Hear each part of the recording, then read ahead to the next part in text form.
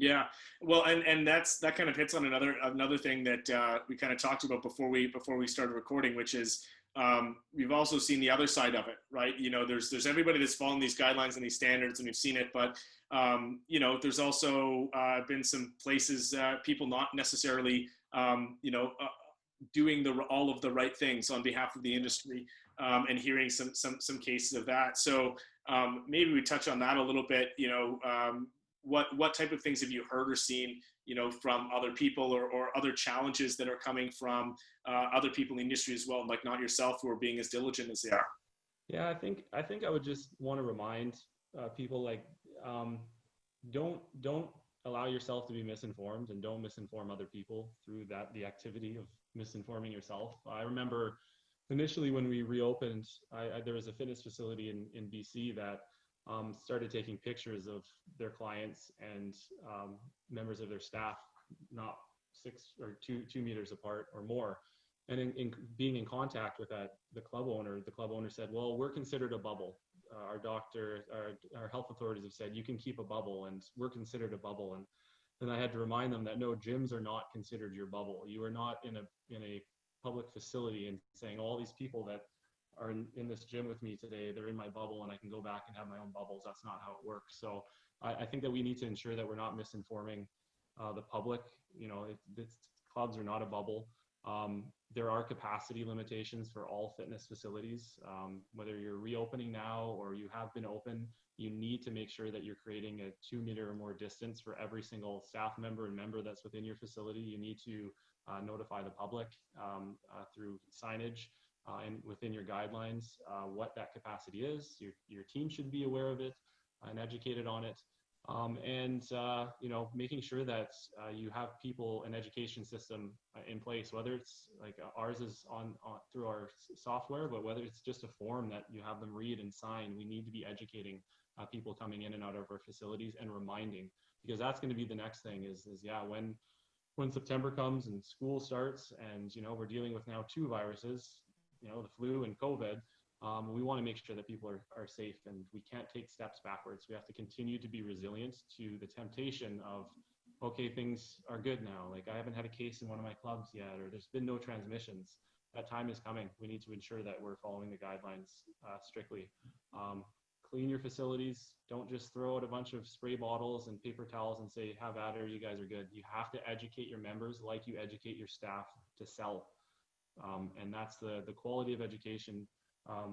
That's what's going to keep the fitness industry going. So that's my challenge to everyone in the fitness industry, is just be resilient. Don't be tempted to take steps backwards or shortcuts. Yeah. Okay. So you kind of hit on something there, which was it kind of answered my next question, which is, you know, with people going back to school, kids going back to school in the fall, the inevitable second wave and other incidents coming in, just what, you know, you think gyms have to do to avoid any further shutdowns. I've a few people that are very, you know, non-gym people who've asked me, or in conversations about this, like, hey, this is going to happen. What do you think is going to happen? And we've heard from the governments that they want to avoid any further shutdowns, and they would do the same thing they've done where they rolled it out in phases. They'd step back in phases as opposed to just going to that complete one now that we know what we know. But what do you know, you said just stay diligent is the biggest thing for gyms to avoid that?